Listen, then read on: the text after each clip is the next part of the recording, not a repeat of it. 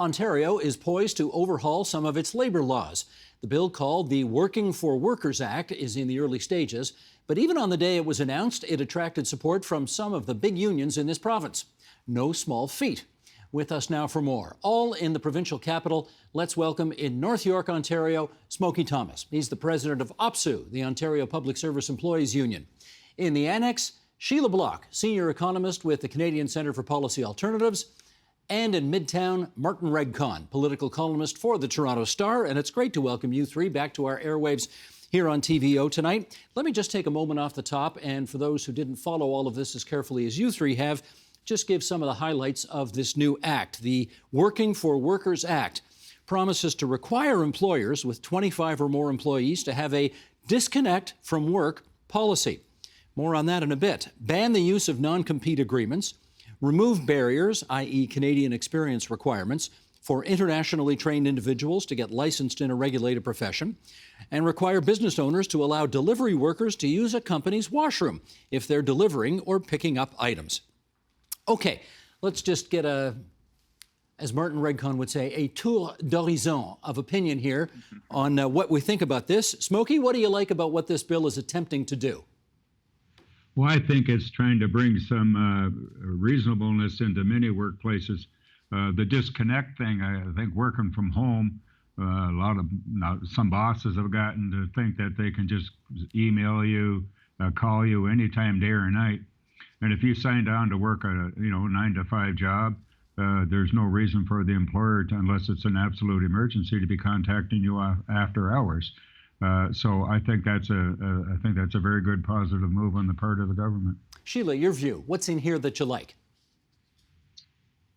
You know, my overview of this bill is it's kind of like a donut with sprinkles. At first bite, it tastes really good, but afterwards, it really leaves you hungry. I don't think that there is enough of substance in this bill, and I don't think it actually kind of addresses the fundamental issues, labor market issues that we're facing in this province. Okay, we'll dive into your concerns as we continue our conversation. Martin, your read on it. Well, I think people's heads are exploding that Doug Ford's Tories are suddenly doing this pivot pre-election, and I think we have to just get a grip. I mean, motives matter, but you don't have to have purity. And so there's a lot of symbolism in here, as I think Sheila would argue, and not as much substance as all of us would like. But at the end of the day, the outcomes also have to be measured. And we are further ahead now than we were a couple of weeks ago, and certainly than we were 3 years ago. That said, we're going to remind everybody that Doug Ford's government kept us in place for the last 3 years. They last 2 years, I should say, 2.5 years, when they froze the minimum wage and they kept it at $14 instead of letting it go up to $15 as scheduled. But overall, I think people are surprised and people's heads are spinning that we've had this pivot. And I think there's some politics that has to be analyzed behind it. Well, just follow up on that, if you would, Martin, for a second, because this government pledged from day one to be a business-friendly government. They changed the signs on the highways as you enter Ontario. Ontario's now open for business. Are these business-friendly policies from what is supposed to be a business-friendly government? Well, on the surface, you would think that business would be apoplectic about this, but it isn't just the politics that's changing here. The economics has changed because of the epidemiology and COVID-19. I mean, we're now in the midst of a massive labor shortage. So employers have to pay more money for the most part, whether they like it or not. So in some ways, the Ford government is just catching up to where the economy is. And so, yeah, 3 years ago, it was open for business and bad for union bosses, as the Ford government used to call elected union leaders. I know Smokey called company bosses, but most of the time they were calling him a boss, even though he's an elected leader. So, and all the leaders in Ontario. So I think there's some economics here happening, and there's some politics that is part of it. And business is complaining, but the reality is, first of all, not everybody in Ontario makes the minimum wage. The numbers are actually much smaller than people realize, but it is a floor, it is a benchmark, and it does raise wages for a lot of workers, certainly in the retail sector and supermarkets. Even unionized workers have a minimum wage plus clause built in. point is, I think business saw this coming, and business is already having to pay up. That's how economics often works. Let's circle back to the first bullet point that we listed earlier in the program, and this disconnect from work policy, which is getting a lot of attention. Smokey, you referenced it first. My suspicion is you do not have the kind of job where every night at 5 p.m. you're simply able to turn your computer off and say, I'm not taking any more emails from anybody until 9 o'clock tomorrow morning. So my question is, can this really work? Well, I knew what I was getting into. Well, mostly knew what I was getting into when I ran and became president. So I understand it's 7 days a week. My phone's always on. I answer my cell phone. But again, if you're working in an office, and I think there's been creep here with technology. So a lot of people now, send out emails at 8 o'clock at night. Well, if it's from your boss, what I hear from people is you're going to be compelled to reply to that, or at least, get the feeling you have to check in.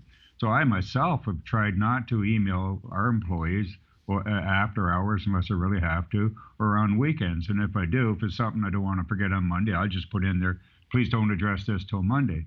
But it's creeped into a lot of workplaces, and we hear that from my members that work in the government, work in all sorts of settings where they're now expected to be sort of, well, why didn't you answer that, respond to my email last night? So I think it's a good move. The separation between work life and work, you need that time off. A fool like me doesn't really live that way, but most people do.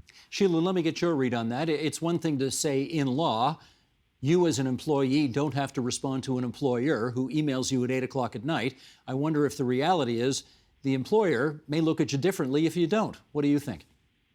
I think that's absolutely the case. And we have to remember that the proposed legislation just says that you need a policy.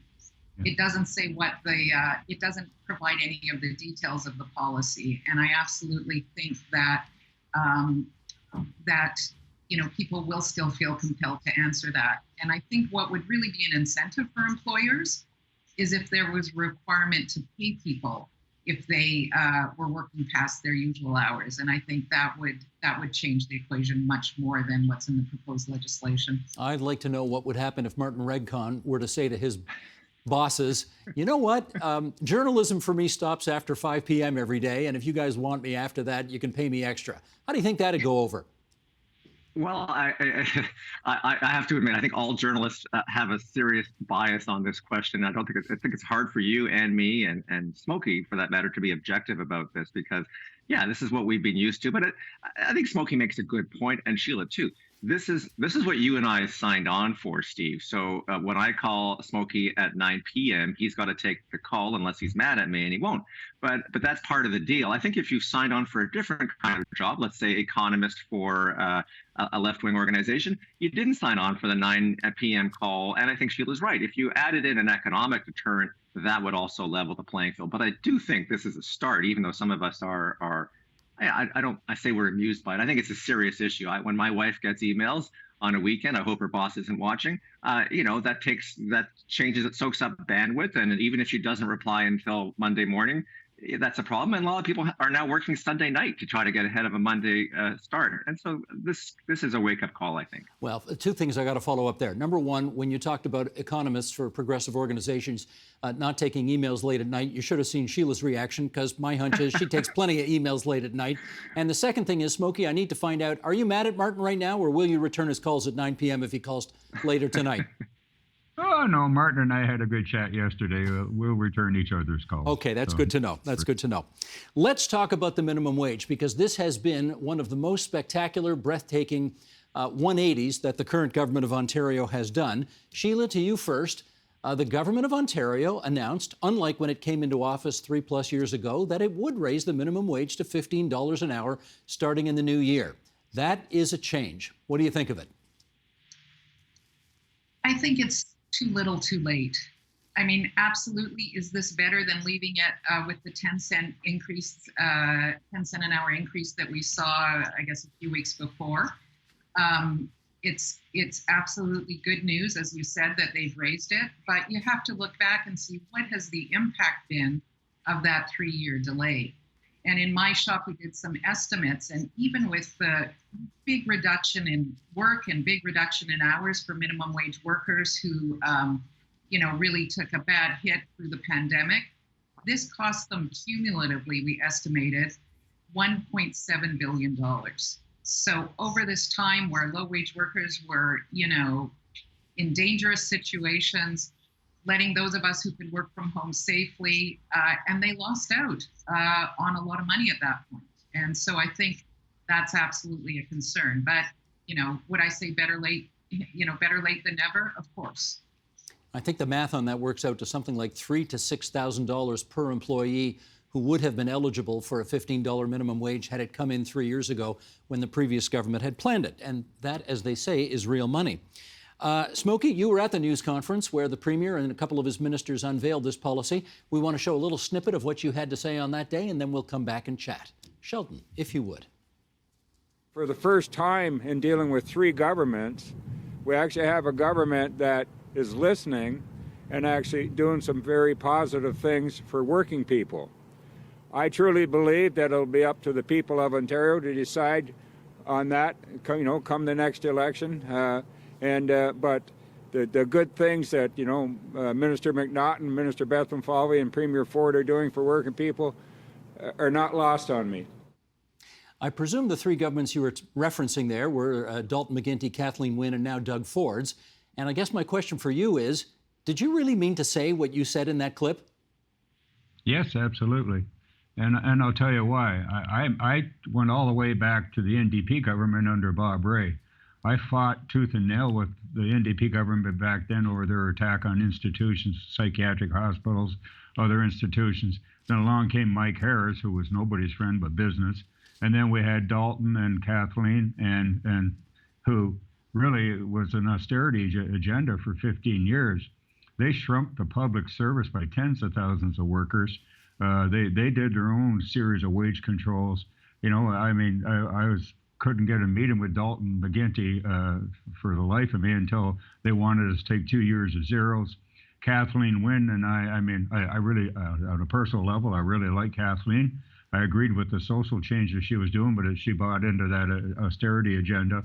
And when Ford first got elected, I said some pretty nasty things about the guy. But he's listening now. So I've had he's listened to us on many, many issues. So I've always been one to give credit where credit's due. When the Liberals did something good, I said they did something good. So Steve, I'm nonpartisan, so it should not be taken as a ringing endorsement for the Progressive Conservatives, because I don't endorse any political party. I think there's good people in all the parties and some not so good people in the parties. And I'll fight with them when I need to. But again, I'll give credit where credit's due, in my view. Martin, when you heard Smokey Thomas say, of the last three governments I've dealt with, this is the first one that's actually listening to us, et cetera, what went through your mind? I think he was giving us a history lesson. I don't always agree with Mr. Thomas, but the fact is people have this illusion about the previous governments on the minimum wage. My newspaper, the Toronto Star, fought for years to get Dalton McGuinty to lift effectively a freeze on the minimum wage. And when the Liberals finally moved it up to $11 an hour, the NDP under Andrew Horwath in opposition were playing footsie. They refused to state a target. For years we've heard people say we need a $15 minimum wage, but back then the NDP was silent. Why? Because they were afraid of alienating small business. They're always making a play for small business advocates, and they are always the loudest opponents of a minimum wage increase. So Kathleen Wynne, right? Like Smokey, I think she did a lot of progressive things, but she also froze or kept the minimum wage on an inflationary trend line for years. She had a panel that reported, and they did not want to move the minimum wage up anywhere near to what the living wage that people were looking for. And only on the eve of an election, a year and a half or so before an election, did she come up with her two-step $14 minimum wage, and she moved it from $11.40 to $14, and then she said, elect me or re-elect me and you'll get $15. It was kind of a two-step quid pro quo, and voters didn't buy it, and so they got Doug Ford, who said he would cancel the increase and freeze the minimum wage. So this was not a surprise what Mr. Ford did, and I don't think anybody looks pretty on the minimum wage or looks handsome or looks particularly elegant on this. And if the motives of Kathleen Wynne and Doug Ford are to try to get votes or buy votes, so be it. No one expects purity, and especially union leaders are not looking for purity, not just Smokey Thomas. All union leaders look at these kinds of dynamics as a bargaining. Give me something and you'll get something. And they gave Doug Ford a one-day photo op. Big fat hairy deal. I mean, that's what it takes to get Doug Ford out and cancel the freeze, or the freeze was already over. 2.5-year freeze, by the way, people forget that, and move it up to $15. So be it. I mean, Sheila, like Smokey, has the history of this. She said at the beginning, I think, too little, too late, but she said then better late than never. That kind of sums it up. It's a bit of everything. Well, okay, Smokey, I'm going to come back at you with this because, you know, for many, many years, unions in this province have made it pretty clear to people at election time that they don't mind if you elect Liberals or New Democrats, or I bet even Greens at some point, but don't vote Tory. And you and Jerry Diaz from Unifor both went out there and said some very nice things about this Premier and about this current government of Ontario, which I think made a lot of people's heads absolutely explode. So I repeat, how could you say what you said? Well, I don't think it should come as a surprise for me. I am nonpartisan. My union's nonpartisan, but a lot of my executive board and activist base are diehard NDPers. I'm not. And I get into trouble with other labor leaders. There's people that don't like me because I won't endorse a political party. I always say to people, vote your self-interest, but please go vote. And so to go out and say something nice about Doug Ford, when I believe he deserves to have something nice said about him. No, don't get me wrong, we're still fighting with him to repeal Bill 124, to increase ODSB payments and Ontario Works payments for people on social assistance. Still fighting with him over all that stuff. But Martin's exactly right. In my world, I deal with politicians of all stripes. I have for years, and it is quid pro quo in a bit. But for me, I mean, I wouldn't have went out and said that about Doug Ford if he hadn't raised $15 an hour. But I just thought, I like Sheila, I agree it's not enough. We need a conversation about a living wage. But, you know, again, better late than never. And I had a lot of conversations with him about minimum wage and many other issues. And I don't know if he saw the light because of anything I said to him, but I think he saw the light. And if Martin's right, if it's for political purposes, hey, so be it. What do you do from politicians at election time? You extract promises so you can maybe get something down the road. So that's the way it works. You going to vote for him next June? Oh, I don't know. I will vote. The only admission I'll ever make about how I vote is that I always voted for Peter Milliken because I thought he was the best MP we ever had, the best Speaker of the House, and a wonderful human being, and I liked him on a very personal level. So that's the only admission I'll ever make of how I vote. But I'll make that one today. Yeah, Smokey, that's federal and that's Kingston. So that's that. But we're talking provincial. So nice try. Let's move on. I get you. You did mention in that answer, though, Bill 124, which caps all future increases for public servants, including your members, at 1% annually. And Sheila, I wonder if you could come in at this point with your economist's hat on and talk about, on the one hand, minimum wage workers getting a raise to $15 an hour, but on the other hand, in a world where inflation's running at 4.5%, what the 1% cap on salaries does to tens of thousands of people who live in this province. So it puts tens of thousands of people further behind, and we have to remember that a lot of those workers are low-wage workers. So we are talking about, we're talking about personal support workers, we're talking about cleaners, we're talking about also a lot of people, again, who have not been able to work safely from home over the last 20 months and who have had to put their health and their family's health at risk in order to, in order to keep all the rest of us safe, fed, and getting health care. And I think we're really seeing the impact of this on healthcare in particular and on the nursing workforce in terms of both the impact of it, but also very much a psychological impact in terms of, how is the government approaching this very essential workforce? All right, Martin, I wonder if you could just take us back to when this announcement was made. Usually when this kind of thing is announced, business groups all across the province rise up in anger and say, this is an unfair tampering with market forces. This is going to force a lot of our people out of business or at least make it more difficult for them.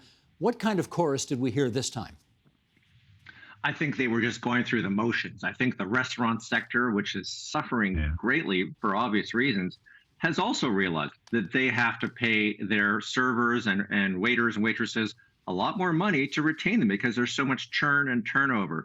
Look, you just have to look to British Columbia, where there's an NDP government in power. What's the minimum wage there?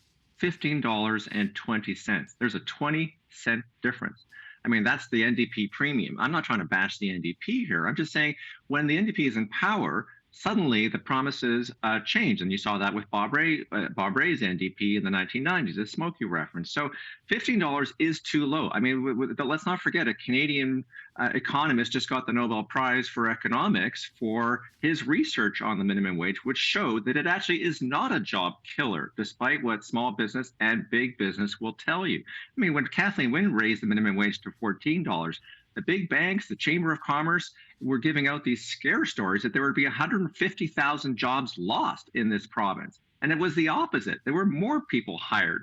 It isn't actually it doesn't actually deter hiring. It actually just gives people a minimum wage and actually gives them a more stable workforce. So yes, they complained, but look, let's be realistic here. $15 is nice at a minimum. I shouldn't say nice. It's a bare minimum. But the truth is, the economy has overtaken it anyway. This is more of a recognition of Doug Ford of what's already happened, and it's kind of good symbolism. But in about a year or so, the minimum wage will go up again, and it will take account of these inflationary components, and it'll go up probably about 50 cents next year. Not enough, but a lot more than where it was when it was frozen under Doug Ford 1.0. Okay, you mentioned restaurants there, and I just want to give people a heads up that we will be focusing in the second half of the program on the restaurant sector and a lot of the challenges economically and otherwise that they're dealing with right now. So just a heads up to viewers on that. I want to read something here. Sheldon, can I get this tweet up here now? This is Beatrice Brusk, president of the Canadian Labour Congress, who had this to say about the minimum wage increase. She tweeted, Ford canceled a planned minimum wage increase which cost low-wage Ontarians thousands of dollars, and during the pandemic, Ford opposed paid sick days. Workers simply cannot trust Conservatives to help them when they need it. Which takes me back to Smokey. Is this emblematic, in your judgment, of a bit of a split in the Labour movement right now, where you are prepared to say some nice things about Doug Ford when you think he's earned them, whereas the CLC president clearly appears not? Well, the CLC president and the other two officers ran very proudly on the fact that they're NDP. And I actually had serious concerns about that electing a slate that all put the party ahead of workers by times, at least in my view, they do. And so I'm not surprised at what she said at all. But I don't actually, I agree with some of what she said, but it's incrementalism. You get Premier Ford to move on one or two things. You keep pushing them on other things. But my sense of the left is no matter what any party does, especially the Conservatives, it'll never be enough. It'll be too late. They'll find something to criticize. About a third of Labour is Liberal affiliated. About a third is NDP, and about a third are like myself, politically agnostic. So I do run into trouble with NDPers all the time, and some of them don't like me, and I don't much care. I got elected to represent opposite members, and I just wish that it'd be my view that labor unions should remember who they got elected to represent, and that's the people that pay their dues, not a political party. Sheila, you're not a political scientist, so I won't ask you to comment from that standpoint, but you are an economist, so I wonder if you could help us understand. At the end of the day, more than 700,000 people in the province of Ontario who make the minimum wage got a raise. I mean, that's the headline the government wants us to see. Is it, in fact, a big deal, in your view, economically, in terms of what that additional revenue will be able to purchase or how it might improve their lives? So I think there are a couple of issues that we have to unpack on that. The first of those is absolutely what Martin was saying.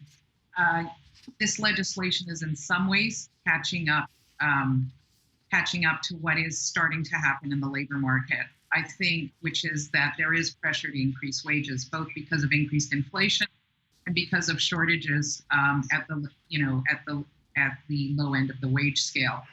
So I think, and we do know, we've both from the academic research and from our own experience in Ontario, that an increase in the minimum wage does not actually reduce employment. It actually gives people a little bit more money.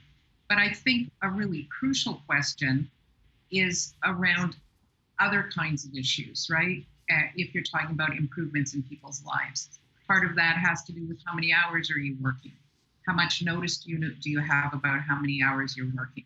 And in particular, something that Bill 27 didn't address is the fact that temporary agency workers still can continue to be paid less than people who were working absolutely beside them, but who aren't temp agency workers. So, and that's a rollback from the legislation that we had in 2018, where there was equal pay for equal value. So there are a lot of moving parts and a lot of fundamental issues, including permanent paid sick days, haven't been addressed in this legislation.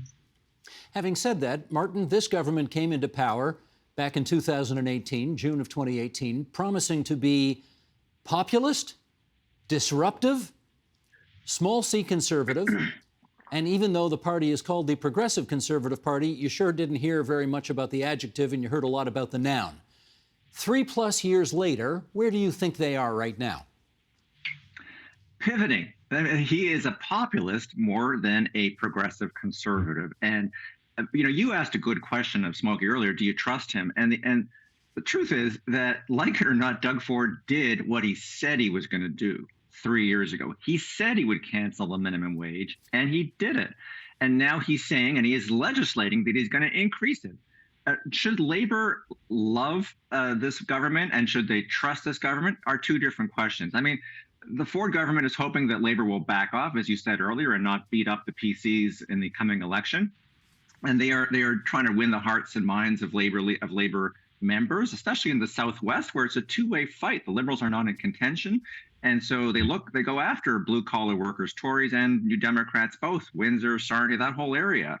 And so they are trying to win their hearts and minds. But Labor can and does break the heart of every government in power, whether it's teachers unions or other labor unions that went after the NDP. So this is politics. It's there's not unity in the labor movement, and there's certainly disunity on the political front.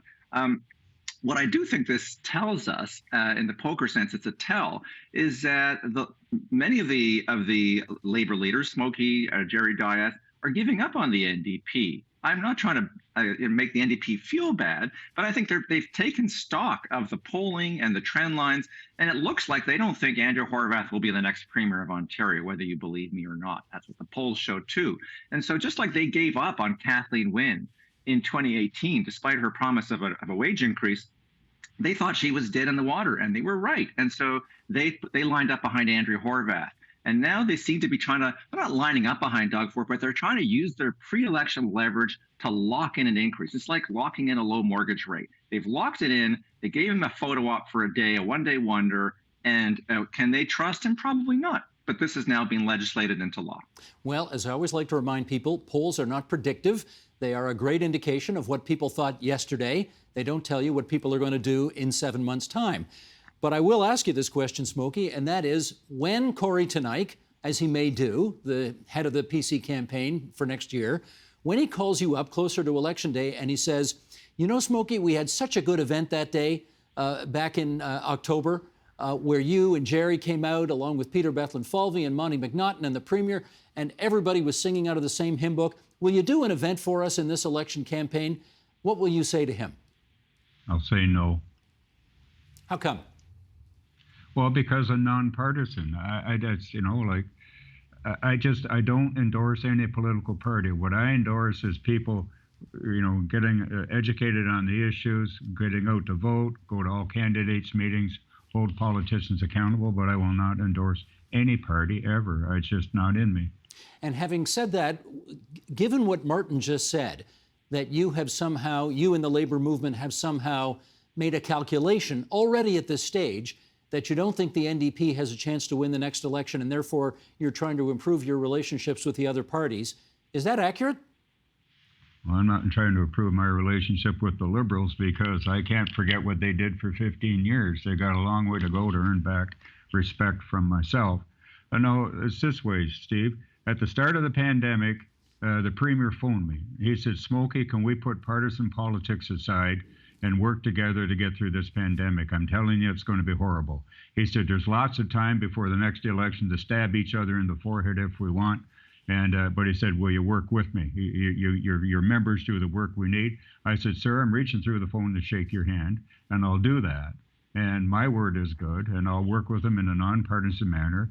And I would have to say to everybody watching is that when I have phoned him on issues of serious concern, whether it be long-term care inspectors, Ministry of Labor inspectors, any issue I've called getting PPE in the workplaces where the bosses refuse to do it, he has come through for me every time. So, and that's not because I'm a Tory, but that's because he asked me, can we work in a nonpartisan manner? And I said yes. And looking backwards, I wouldn't have changed my decision at all. Martin, is that to say, in your judgment, is the Labor vote now in play as it relates to next June's election? Mm-hmm. That's a good question, almost a trick question. I don't have any predictions on that. I do know that I do feel that in the Southwest, as I said, the Liberals are not in contention, and so anything's possible in those two-way fights from the Windsor area on up. I think I said that the NDP, that Labour doesn't see Andrea Horwath winning. I don't think they see Del Duca winning either, the Liberal leader. So is it in play? Sure it is. I mean, everyone says Doug Ford's a populist, so we have to ask ourselves, why didn't he promise a $15 minimum wage or a $16 minimum wage in the last election, right? I mean, these are pivots that he makes. These are calculations that Corey Teneycke is making, and I think we can say deductively that one of the reasons for doing this, in addition to the economy, the labor shortage, and so on, is that they believe that possibly the Labor vote is in play. Whether it is on voting day, we'll have to see. Okay. I want to thank the three of you for coming on to TVO tonight and sharing your views. Smokey Thomas from OPSU, Martin Redcon from the Toronto Star, Sheila Block from the Canadian Centre for Policy Alternatives. Great discussion, everybody. Stay safe out there, and we'll talk again soon. Thank you. Thanks, everybody. Bye, everybody. Thanks, Steve. Bye. The Agenda with Steve Paikin is made possible through generous philanthropic contributions from viewers like you. Thank you for supporting TVO's journalism.